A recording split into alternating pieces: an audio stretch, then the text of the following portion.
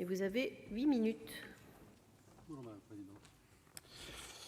Madame la présidente, madame la garde des Sceaux, madame la rapporteure, chers collègues, le sujet qui nous réunit ce soir touche malheureusement toutes les couches sociales de la population ainsi que tous les territoires. Les violences au sein de la famille contre les femmes, dans une très large majorité des cas, touchent aussi bien les milieux modestes que des familles plus aisées, aussi bien les zones urbaines que les territoires plus ruraux.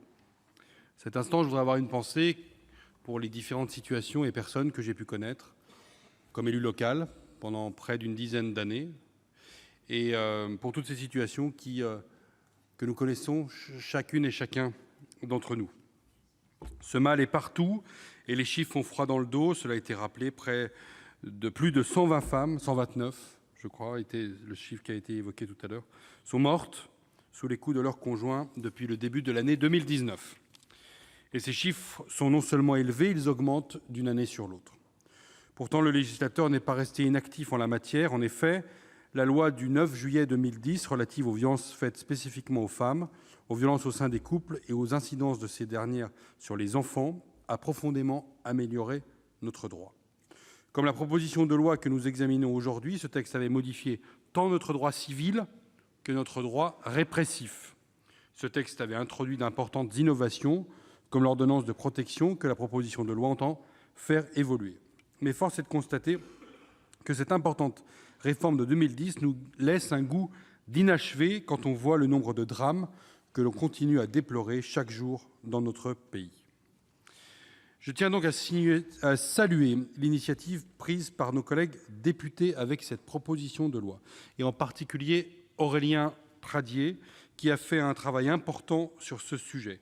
Je me félicite que cette proposition de loi nous permette de dépasser nos clivages politiques sur des sujets aussi graves. Nous devons travailler collectivement, guidés par la volonté absolue de protéger les victimes, sans se soucier de nos étiquettes partisanes, et l'essentiel des interventions avant moi le démontre. Mais attention, cela ne signifie pas que toutes les idées qui visent à protéger les victimes soient forcément bonnes. Attention aux fausses bonnes idées. Notre mission de législateur nous permet d'être innovants, évidemment, mais elle nous oblige à être rigoureux, c'est-à-dire à ne voter que des dispositions effectivement normatives et surtout applicables dans le concret. Susciter de faux espoirs aux victimes est sans doute le principal des écueils à éviter en la matière. Notre rapporteur a parfaitement respecté ces impératifs et l'exercice n'était pas aisé. Je tiens à rendre hommage à la qualité du travail réalisé par notre collègue Marie Mercier, dont chacun connaît l'engagement sur ces sujets.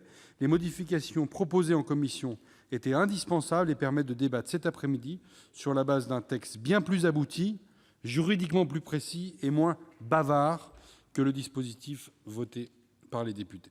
Permettez-moi de faire quelques observations sur le volet civil d'abord et ensuite sur le volet pénal de la proposition de loi.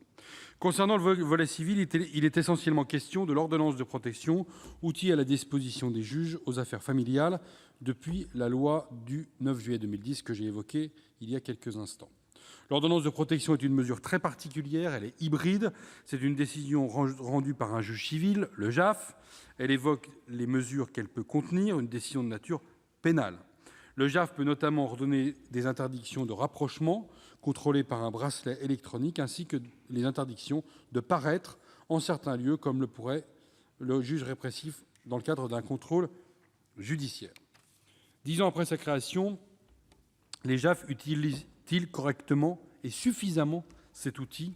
Apparemment non. C'est d'abord que certaines juridictions font en pratique du dépôt de plainte une condition de recevabilité de la demande de l'ordonnance de protection, et ce n'est ni l'esprit ni la lettre de la loi de 2010. Ensuite, parce que la moitié des ordonnances de protection sont formées devant les JAF de 16 juridictions plutôt urbaines, alors que ces dernières regroupent à peine plus d'un quart des affaires familiales. Le rapport de notre collègue Pradié signale même que 10% des juridictions n'ont jamais rendu aucune décision en 10 ans. Il indique en outre, je cite, que la difficile montée en charge de l'ordonnance de protection tient toujours à un déficit de formation des juges aux affaires familiales appelés à les édicter. Quelques mots maintenant sur le volet pénal. L'article 2 complète le contenu de l'ordonnance de protection par 3 mesures nouvelles, relevant plus traditionnellement du droit pénal. Le JAF pourrait notamment ordonner le port d'un bracelet anti-rapprochement avec le consentement des deux parties. Avec la présente proposition de loi, nous entendons améliorer les conditions de délivrance et de l'efficacité de cette ordonnance de protection. Mais je pense qu'il ne faut pas renverser la philosophie de la loi de 2010, comme le proposent certains de nos collègues. Plusieurs amendements visent à ce que la décision relative au bracelet anti-rapprochement ne puisse être confiée au juge des affaires familiales, mais plutôt au juge des libertés et de la détention. Certes, le rôle du JAF en la matière n'est pas aisé, mais tout l'intérêt du système actuel repose sur le fait que ce juge du siège dispose d'une vision globale de la situation d'urgence et d'une palette d'outils pour protéger rapidement les victimes. Nous ne serons donc pas favorables à ces amendements. Enfin, les modifications proposées à l'article 8 afin d'encourager le recours au dispositif de téléprotection communément appelé téléphone grave danger vont dans le bon sens.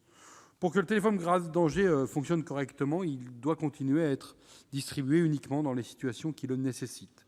Généraliser son attribution conduirait à perdre l'efficacité immédiate de l'intervention des policiers ou des gendarmes lorsqu'il est activé par la victime.